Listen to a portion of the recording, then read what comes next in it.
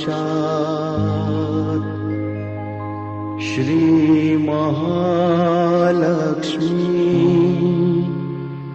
महासरस्वती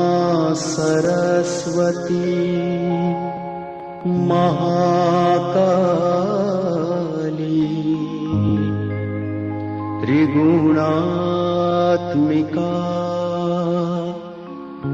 कुंडलिनी साक्षात् Shri Adishakti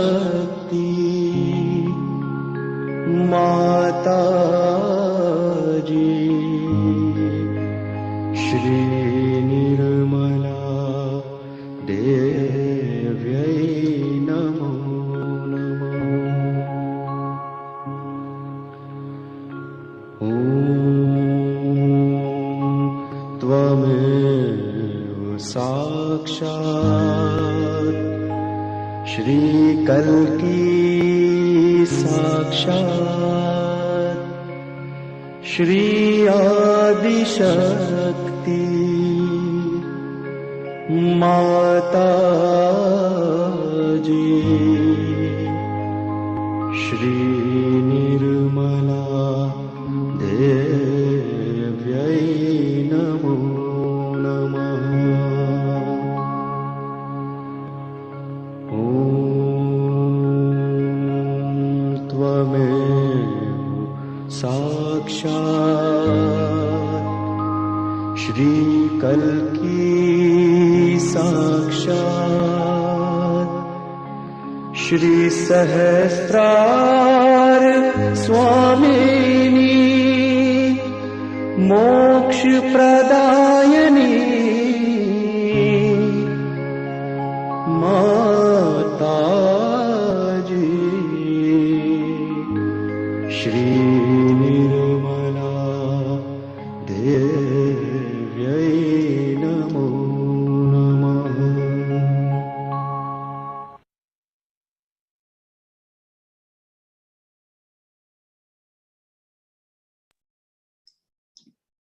Welcome everyone, welcome everyone. Coming to you from Canberra, this is Lynn, and tonight we have with us Philip. We also have Gulshan, but she's hiding in the audience. No, lovely to be with you tonight. And as promised, we will do a couple of lovely meditations together. We've got something for everybody. So whether it's your first time with us or you've been with us before, we've got something for you. So we'll go through our meditation where we awaken our Kundalini energy, and we'll strengthen that. And if you haven't done it before, don't worry, we'll explain it as we go along. So we'll get into that and have our first meditation, do a little bit of balancing. We've also got a lovely excerpt of a talk of Shri Mataji, who you can see in the card here and on the chart, who actually is the founder of this meditation, Sahaja Yoga meditation. Interesting that we call it yoga. Now, we've had a few inquiries where people ask, oh, is it yoga or is it meditation? The meaning of yoga is actually union with the divine.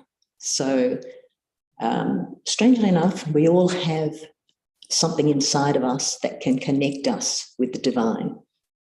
And this is what traditionally people have meditated on cliffs, hidden away from everyone, from all the distractions of life, and tried to get that enlightenment or self-realization, as we call it.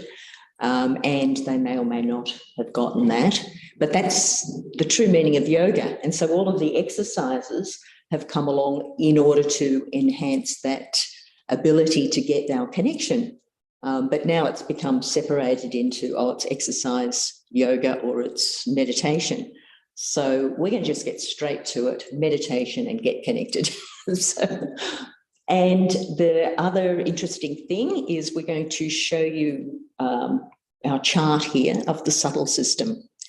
So everything about our life, our thoughts, our actions, what happens to us, any sickness, feelings, non-feelings, It's all, the basis of it all is this subtle energy system, which is, it's actually yoga, actual yoga, this subtle system. And I'll just show you a little bit about it. And Philip's going to take us through that connection phase. But we'll have a little look at the chart, because there's interesting things. If we're thinking at all, which we probably are quite a bit, we're either in the future thinking about what we're going to do, or we're in the past reminiscing on what we've done, whether we feel good about it or we feel bad about it. And therefore we're not in the present, and that's where we want to have our meditation. And if you've been before, you know that we want to get into thoughtless awareness. And that can only happen if we get out of our brains. So we're going to get out of our minds tonight. But let's just have a look at all those concepts. So we've got this subtle energy system. The basis and the roots of it all, you could say, in the centre is our parasympathetic nervous system. And that's where everything automatic happens, including our meditation. So it's our breathing, our evolution, babies, everything happens from the parasympathetic nervous system. So we're functioning, though, on the sympathetic nervous system, which is the left sympathetic nervous system. That's the things of the past, of our emotions, our desires, or the right sympathetic nervous system, which is our planning and our futuristic and our action side. So ideally, we have our pure desires and we act on them with our right side. So it's not to say we're going to meditate now and only be in the central, in the present, but we want to just purify those desires and try to get up to this top energy center, the Sahasrara chakra, which is what we're going to dwell a little bit on today. Philip's got a few quotes and lovely things to tell us about that chakra. So we've got 7 of them here, in fact. And just below, well, between the first and the second energy center is where that energy, the Kundalini energy, it's coiled up in a bone called the sacrum bone. Sacred for a reason. So it's a very special energy that we all have, and it will awaken simply by our desiring for it to awaken. And it's been described that it's passed on by one candle enlightening another. So it's not literally a flame. It's just that if you desire, and that's the pure desire I was mentioning, to have that energy awakened in order to get to that 7th chakra that we're aiming for tonight, and you're with others who've had that awakened. That's how the candle analogy works. So all you need to do is have that desire to meditate, to be connected to firstly to your own energy coiled up in the sacrum bone, and then for that to rise up through that parasympathetic nervous system, the central channel, and get connected, passing through this Agya center that we were talking a little bit about last week. Fortunately, we were talking about that center, getting past the brain center, we forgive, and then we go into this center of our connection to the all-pervading energy. And there's 1,000 nerves there in that center, so there's lots of things there that some things we may know, some things we may come to know in the future. But that's just a rough overview. You can see here also these coloured fingers, and each of those relates to one of those energy centres, those 7 energy centres. So when we will talk about collective consciousness, so one of the qualities of getting this centre awakened is integration and collective consciousness. Collective of all our energy centres, so we come to see what's the state of our being.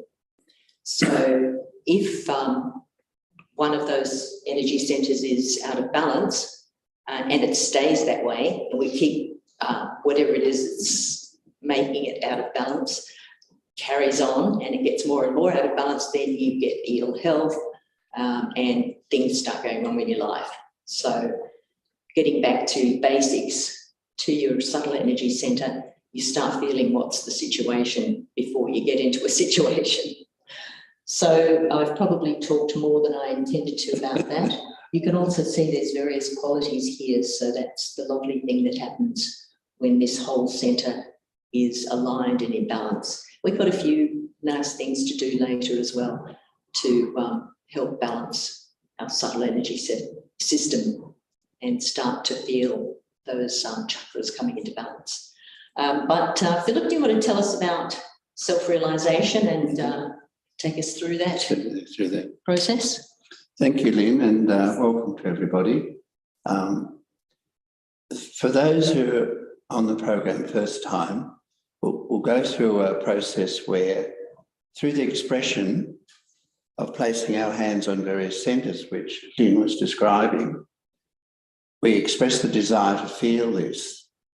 And for those who've been on the program before, go through it as well. This will help you develop and clear the system.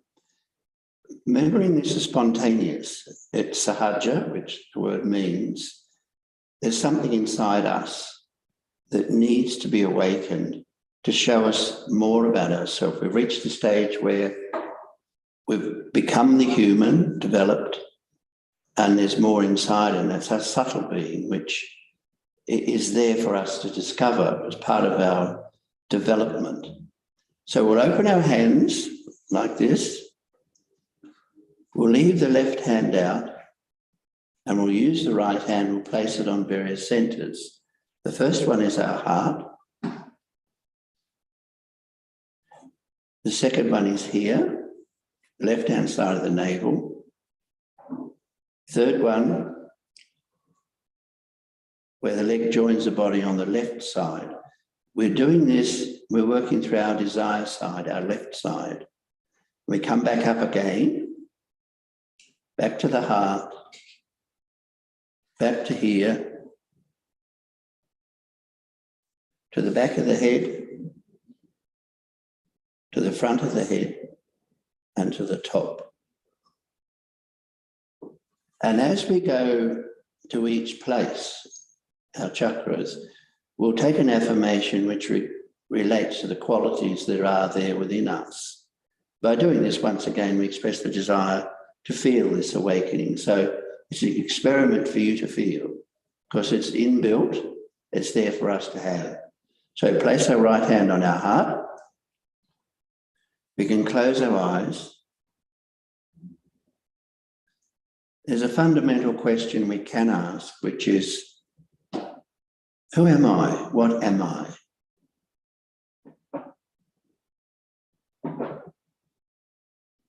What are we really? It's actually in our heart, the quality of the spirit, which is just silence and joy. It's reflected through our heartbeat as that continual energy. And it's in our heart. So we can ask here, who am I?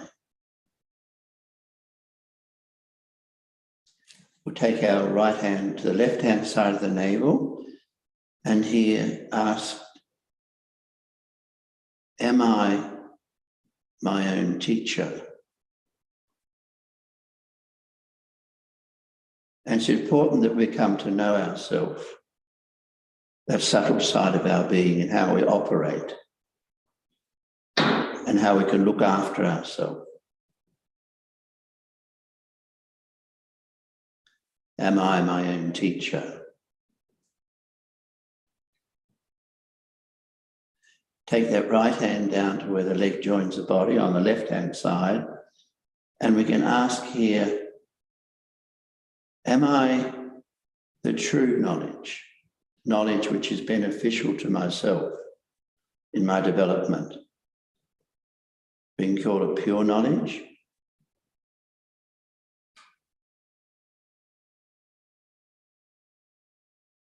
We can affirm this position by saying, yes, I am the pure knowledge, because it is in us. we are to learn that knowledge. And say again, I am the pure knowledge. And that's the knowledge which helps us develop. Take the hand up again to the left-hand side of the navel. And we can say here that I am my own teacher, because this is what I have to become. To know myself, to know this subtle body, and how I operate. So we can say here in the affirmation that I am my own teacher. It's all there.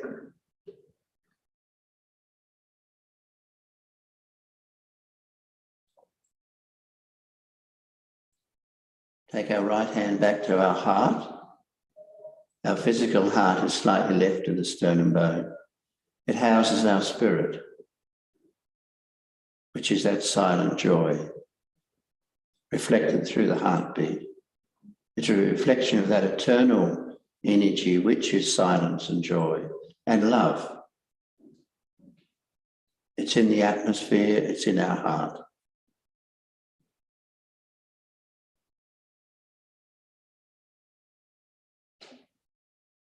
And we are that. We are the spirit. Under everything, there is that eternal energy of love and joy and silence. We can cover it up with a lot of noise. We cannot destroy it, but it's always there. It has to be revealed within us. I am the spirit.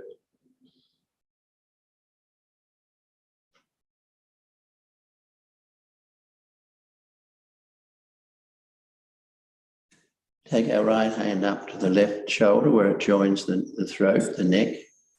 This centre's affected if we feel guilty about the past. And here we say, I am not guilty. Because this affects our relationship with ourselves and also others. So we don't have to think about what's happened or anything like that. We just say the affirmative of, I am not guilty.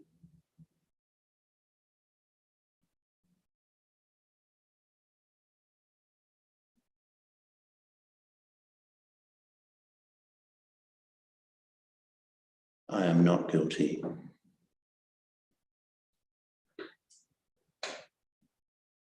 Because that helps our past to lighten the past, takes the weight off our shoulders.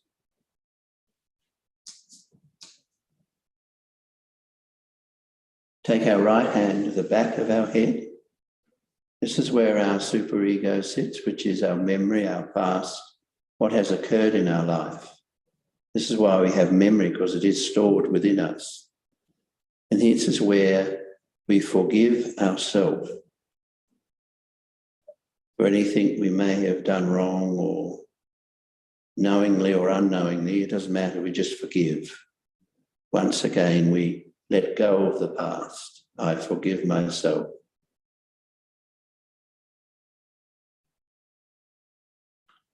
Because the past could weigh on our shoulders, and by forgiving it, become lighter.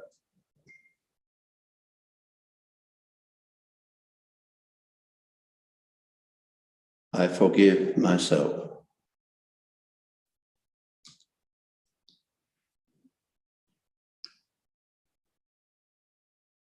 Take our right hand and place it across our forehead. This is where our ego sits, which is to do with the right side. It takes us into the future. It can project us away from the present. And we can dabble around in there, think about the future, and often a waste of time.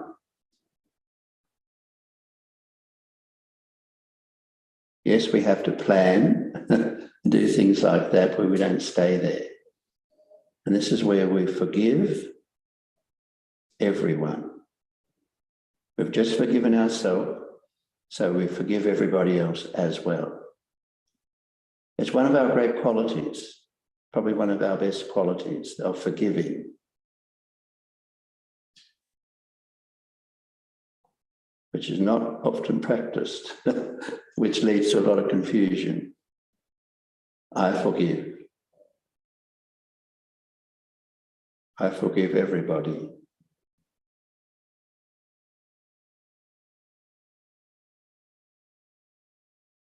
Once again, this quality can also lighten our load we may be holding on to. I forgive everybody. Doesn't mean we forget, but means we forgive. I forgive.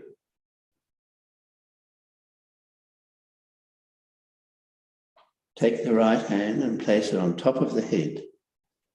This is the fontanelle area which Lynn was describing before, and we'll talk more about this later.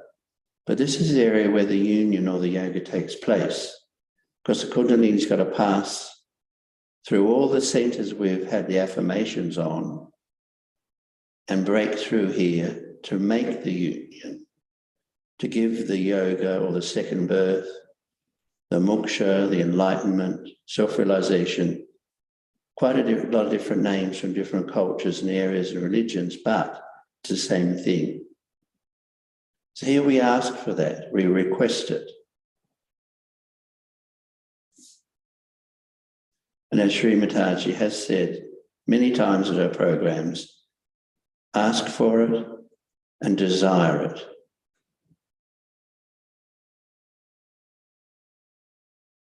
The Kundalini knows what to do, we just ask it to act.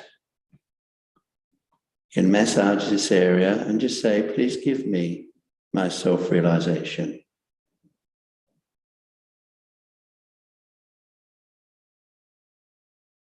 You just request to have the yoga.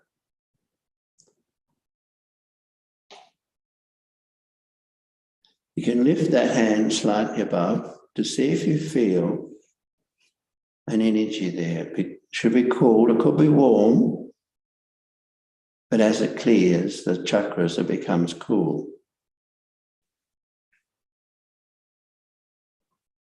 The top of the head is called the fontanelle, which means small fountain.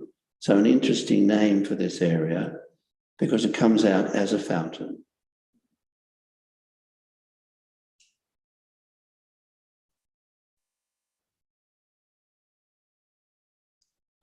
At the same time, you may feel vibrations in the hands too.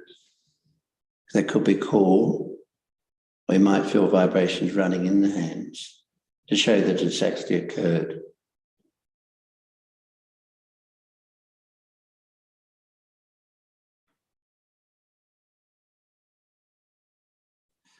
You can check again above the head, just to verify for yourself and also seeing how you're feeling inside, how you're feeling, what it's done.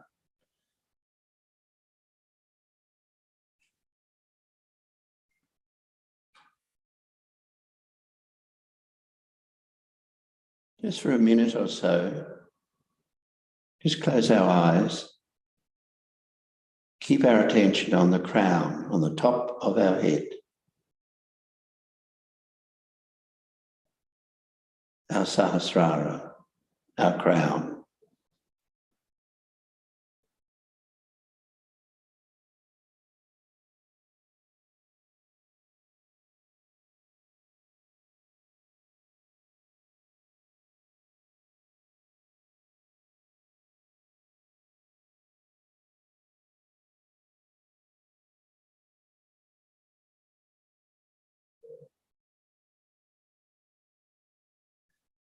We can take our right hand, just run it slowly up the front of the body. And this is like asking the Kundalini, the mothering energy, which she is, to lift, and she responds. Do that 2 or 3 times just to strengthen the Kundalini. Feel again at the top to verify.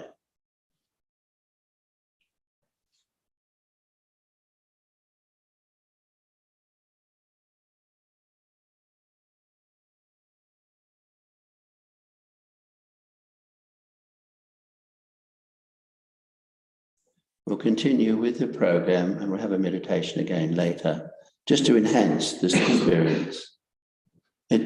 Once it's awakened, it's to grow and develop, and we'll feel that.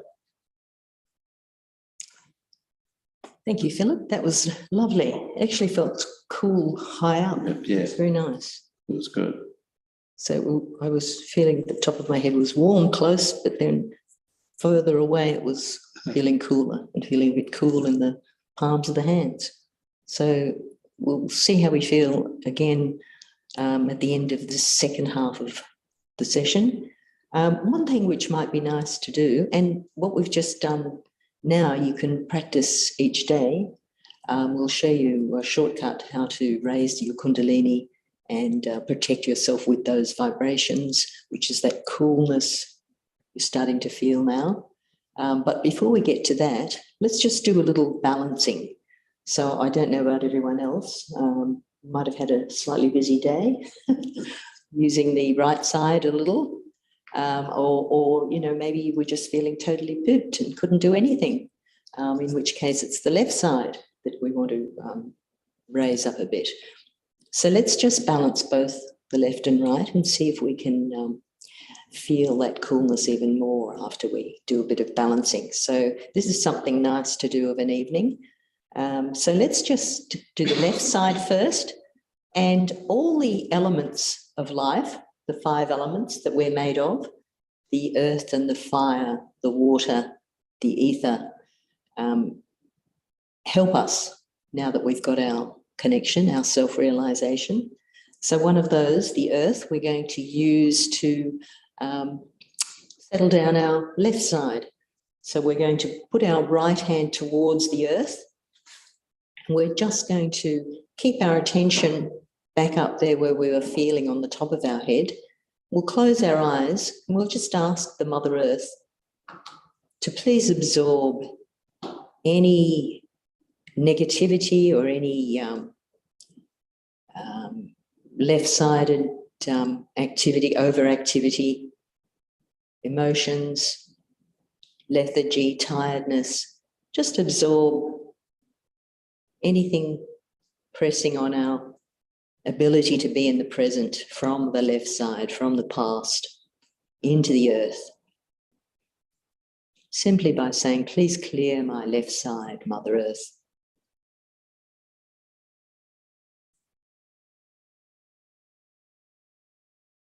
With attention on the Sahasrara chakra, the top fontanelle area, and then just let Kundalini clear our left side into the earth.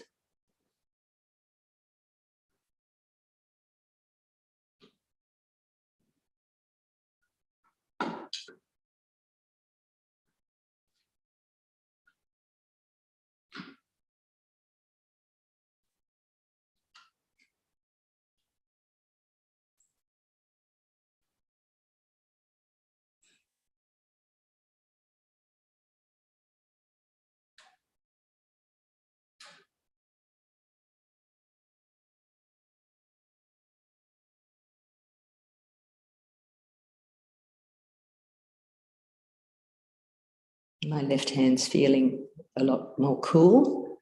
I'm going to bring the right hand back up on the lap, palm open. And now to clear the right side, the right hand is the one we're clearing, so we keep that on our lap. And the other one, the left, we're going to bend it with our hand pointing behind us. And we'll just ask Mother Nature, in the form of the ether or the air around us, to absorb any heat or overactivity from my right side. Mother, please clear my right side. And I'll keep my attention at the fontanelle bone on top of my head and just allow that to happen. Don't forget to breathe.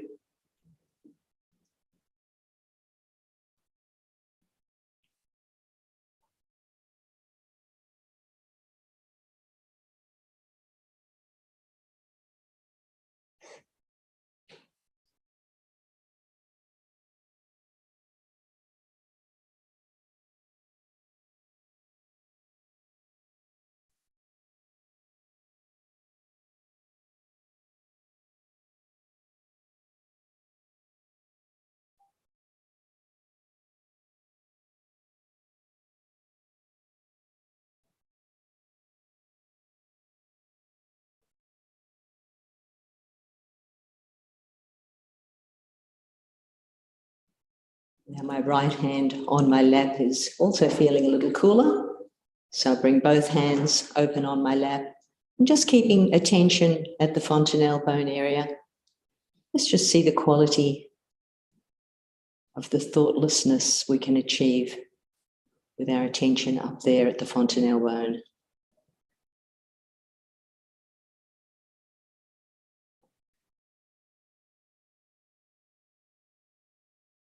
Feeling the breathing in our heart.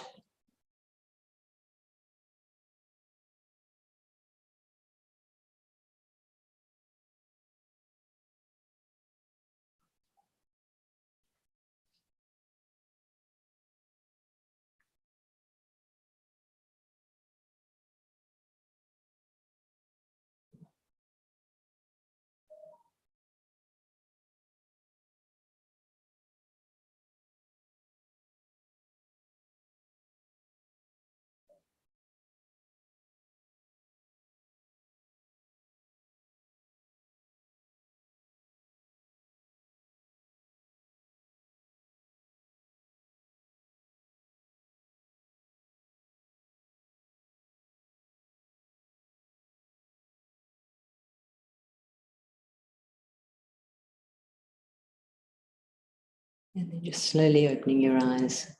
We'll come back to that meditation shortly, but let's finish this first meditation by using our hands to raise our kundalini and putting on what we call a bandhan. So it's our left hand of desire raises up and our right hand of action winds around it. So we've got our attention on that left hand as we take it up to the sahasrara and we tie a knot. So symbolically, we want to keep our attention up there. We'll do it 3 times, once for each channel. Second time, right up, looking up, tie 2 knots. Third time. And now we'll tie 3 knots. And now with both hands down, and with our right hand of action, we'll put what's called a bandhan, a protection, of all those lovely vibrations over and back, over our entire subtle and gross body.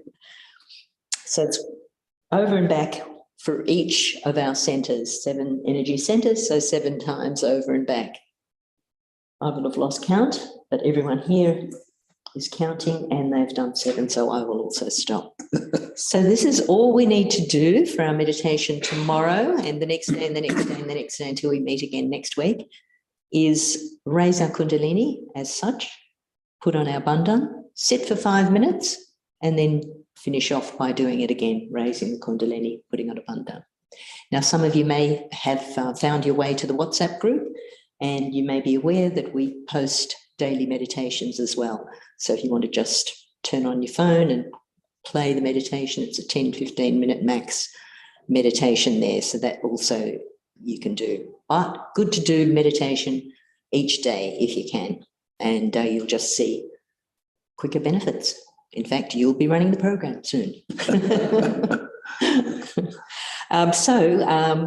Before I chatter away too much, we might play the excerpt of a talk of Shri Mataji. This is only 7 minutes, which you'll enjoy. She talks a little bit about the qualities of the yoga where you achieve your collective consciousness, and then she also mentions a bit about the sahasrara as well at the end, towards the end of that excerpt. And then Philip will. What do you want to give us the information about sahasrara first? You're the boss. Let's hear Shri Mataji, and then Philip, you can add some things towards the end of that. So don't forget, everyone, if you need to ask any questions, feel free. I will give you the power to do so at some point. Okay.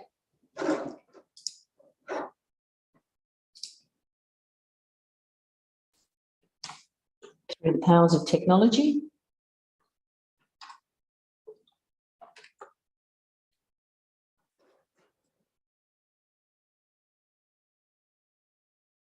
Here it goes.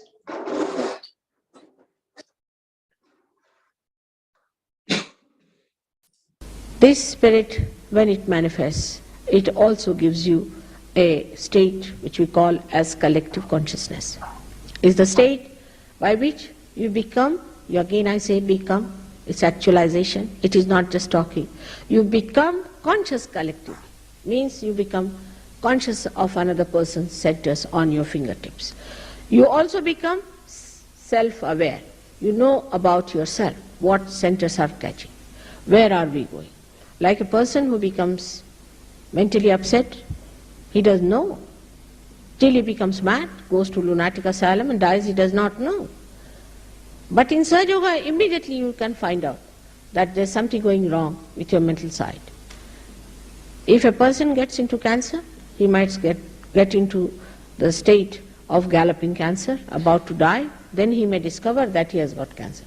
But in Sahaja Yoga, if there's a little imbalance, immediately it shows on your fingertips. And if you know how to do it, how to correct it, then every problem is solved.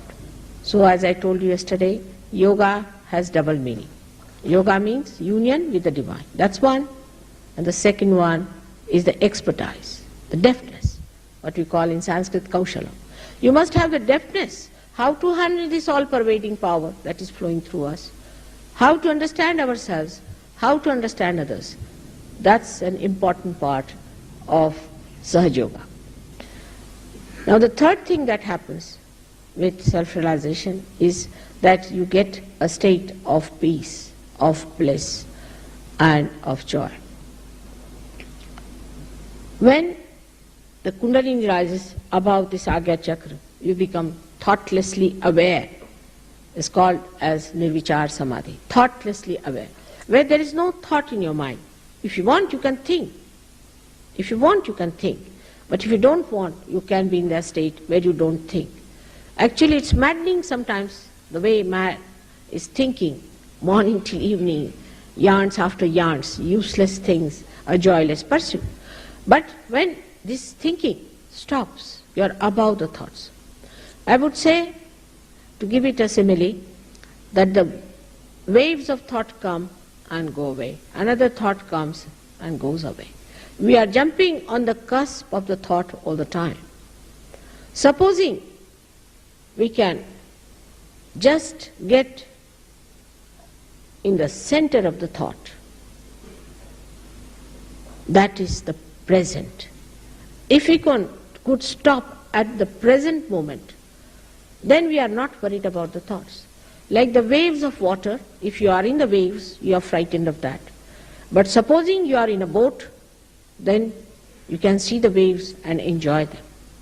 In the same way, what happens to you that you jump up to a higher state of existence through which you see the thoughts. If you want, you don't want to see, you need not see. Now the thoughts that you see also are very wide and deeper, where you get inspirations. That's why, as Dr. Warren has told you, that your creativity improves. You can become tremendously dynamic, because your time is not wasted in wasteful thinking. You just know this is it. This is the exact. This is what we have to do. And that's how people get rid of many of their problems of mental tensions. There's no tension at all. You don't have any worries. You just see the thing like the witness. You become the witness of the whole drama. When you are in the drama, you think you are a part and parcel of the drama. Sometimes you weep with it and cry with it. But when the drama is over, you realize it was just a drama. I was not there. In the same way it happens to you, that you achieve a witness state. It happens to you. Even if you want to get involved, you cannot. You just cannot get it. That's how you can solve the problems better, because you are away from the problems. You can see what the problem is, but when you are in it, you are upset, full of tension, worries. And sometimes people get so upset with it that they commit suicide when they find no solution. But if you are away from it, then you can definitely solve the problem. Now this witness state has to grow within you gradually, with little understanding and with little meditation, which is very simple, which you can do very easily. Nothing has to be done about it. The last center is the center of Sahasrara, they call it, because there are 1,000 petals. 1,000 petals because there are 1,000 nerves which get enlightened. And the light from the flame, as you see in a candle, in the same way, it appears like tongues of flames, beautiful tongues of flame of various colors. You see them opening out. First you don't see, first you become the light, and then you can see it also, that it opens out as a beautiful lotus of flames of beautiful colors. And you stand in between to see that you are there watching all this within yourself. This center has a speciality, that all the centers you have seen, the 6 centers, are placed in the head. This is what we call the station of the centers, or the petals. The centers are working there, but actually their guarding forces are in the head. And when the Kundalini comes up and she integrates you and enlightens the brain, all these centers also get enlightened, and you feel that you are completely integrated. Your mind, your body, your soul all work together. There's no fight. You are extremely restful, you are peaceful, and the bliss you feel actually as physical manifestation. For example, if you want to see something very beautiful, you see something very beautiful and you like it, like Mona Lisa's painting now, many people go to see that. They don't know what they like about it, but I know what it is. When you watch that, there is no thought. There's no thought. When there is no thought, the creation of the artist in that photograph or in that painting or in any beautiful scene or anything that you see, the whole thing is reflected within you as if it's a ripple-less ocean or a ripple-less lake in which all the surroundings are reflected completely. And then you feel actually physically as if the joy and the peace is flowing down you, like peaceful happening. You feel that relaxation just coming on you. Physically also you feel it, and you feel extremely charmed by that.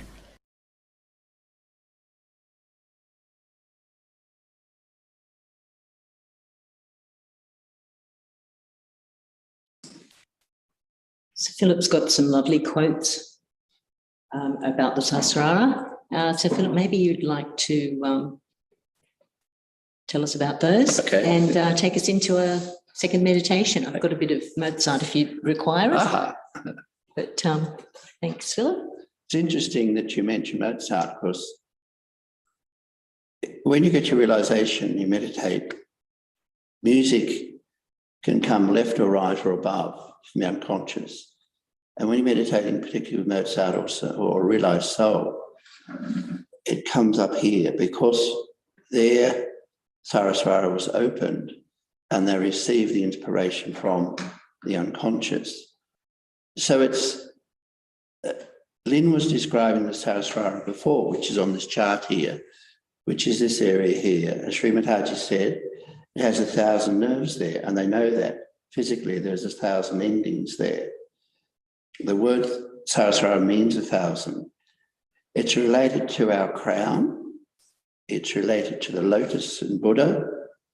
It's related to, many of you may know the Spanish painter Goya, very famous for his very old paintings of people at Pentecost with flames coming out of the top of the head, the halo, the dove, and a lot of cultures have represented this area as a crown or a glowing area.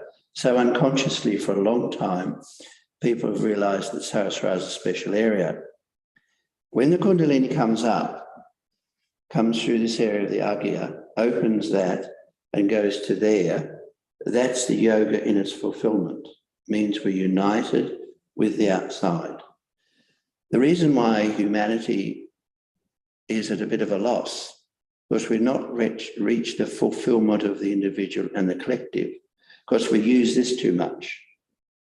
Idealism has led us astray into stupid areas where the true meaning is the silence, the feeling of the spirit and the heart, and it gives us the ability to see life in the complete way, because we haven't finished our development yet. We've evolved, we've come up to this certain stage, and what Shri Mataji brought to the earth in 1970 was the ability for this to be awakened, for us to understand ourselves more, which is beyond concept. It's connected to all the real preachings, the religions, the scriptures. You can look at it. There's a fine example here. In Revelations 8:1, it says, when the Lamb, which is Christ, opened the seventh seal, here, the seventh chakra, there was silence in heaven for about half an hour.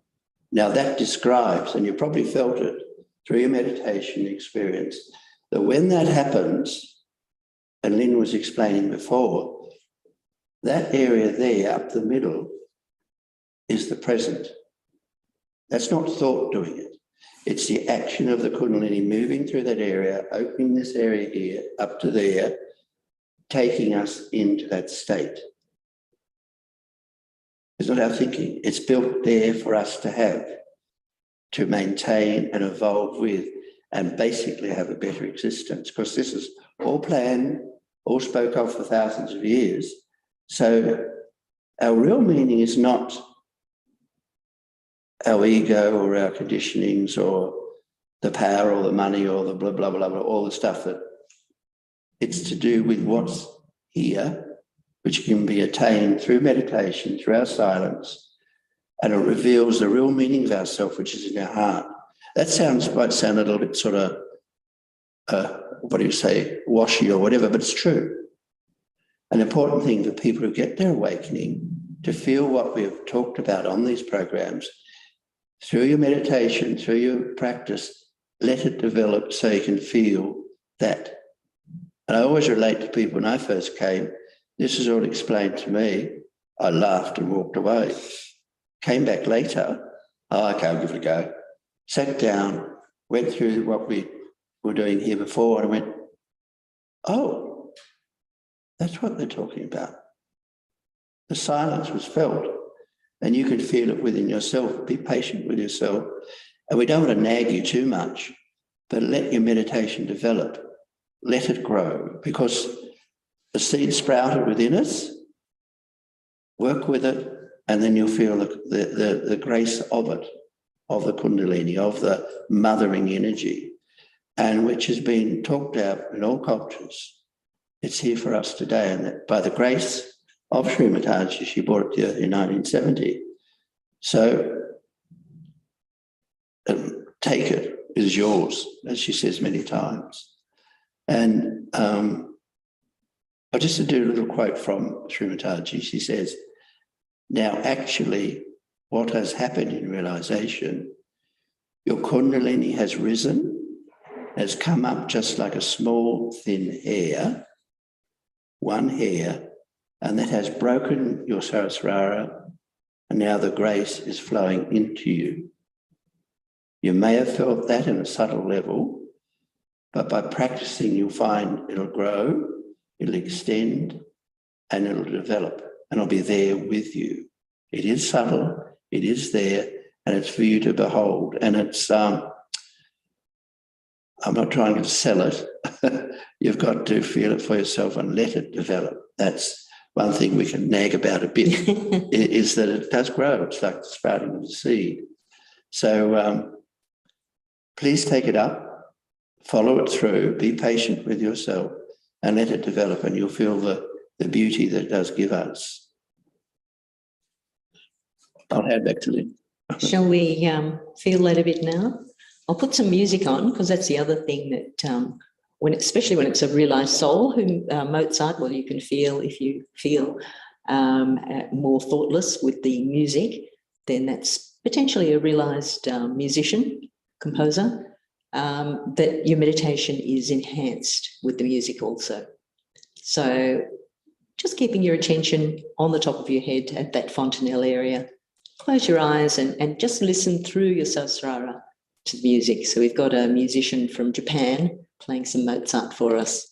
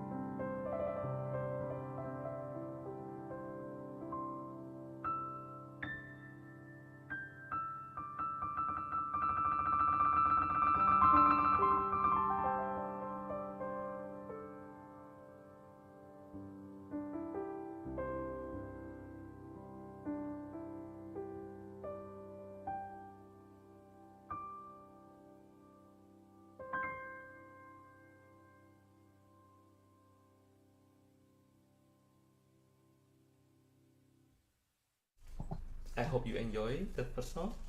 So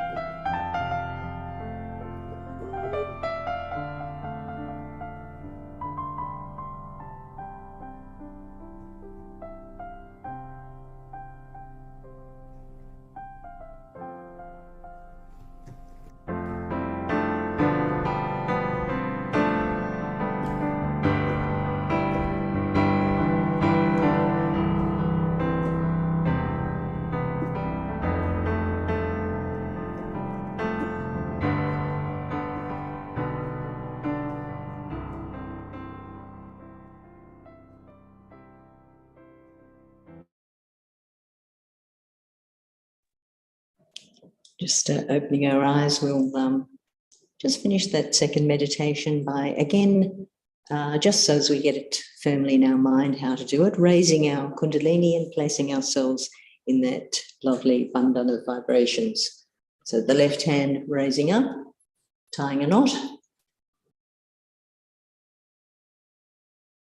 2 knots for the second time, and 3 knots. Then doing the bandhan, right hand again is your action hand, over and back 7 times. Just really feeling what you're doing.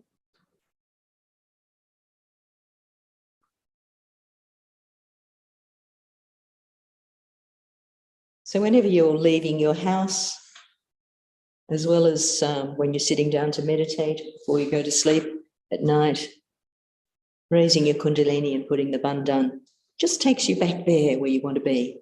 So you can never do it too many times. Yes, that was an interesting Mozart recital. I'm sure there was some Mozart somewhere, but we didn't actually find it. That's all right. I hope you all had a good meditation. And the other thing you can do as well is wherever you are in Cyberland, there is potentially others who have who are practicing Sahaja Yoga nearby. And if you look on the website freemeditation.com.au, you may be able to find either the country you're in, there's also a worldwide page, or the state where you are. There may be a weekly collective meditation. So that collective effect on your meditation is also pretty spectacular. We just had a lovely seminar away and we're all feeling fully vibrated after meditating with multitudes of people. It gives you a big boost. So important to meditate yourself, so you're seeing where you are, meditate collectively here with us online, and then find an IRL, in real life session at some point. So that's the path to go there. If you have any questions, if you're on Zoom, the chat ability is there. Otherwise, you're most welcome to send us a message on the website as well. It's contact us and we'll get that message and respond to you as well. So otherwise, we do have a few people who don't like WhatsApp, and we'll send either messages. If you have an iPhone, we can send a message, or an email with the meditations as well, if you just want a little help with the daily meditation. So look forward to hearing your progress next week, and we can certainly feel it if you don't want to unvideo or let us know in actual words. We'll feel it when we meditate together. So thanks for joining, everyone. And thank you, everyone in person here. You're also welcome to come here. And we may have a question there. Have we got any questions? Oh, thank you, Maruri 108. Thank you for your lovely comment. And Jamali, thank you also. Thanks for joining, and really look forward to seeing you again next week. Same time, same place. And we might even have some actual notes out next week.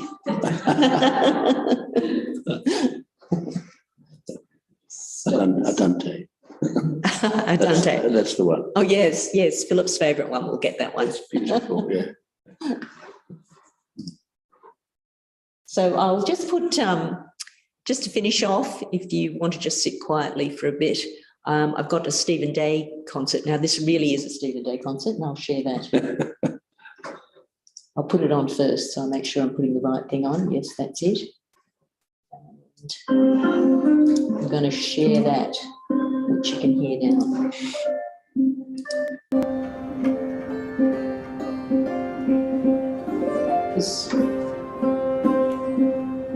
There we go. Good night, everyone. Leaving you with Stephen.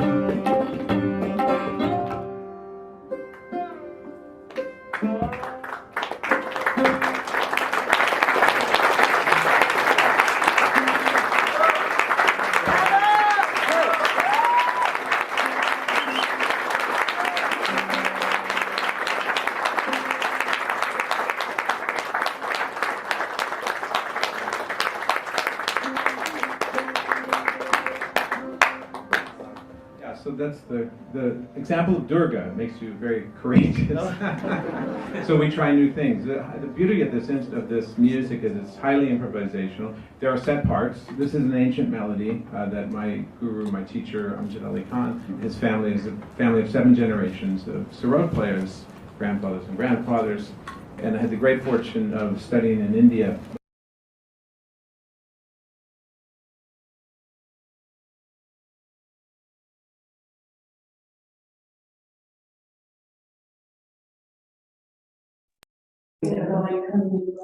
Thanks for joining, everyone. That's the concert finished, and we'll also say goodnight and finish the session now. Good night. Good night.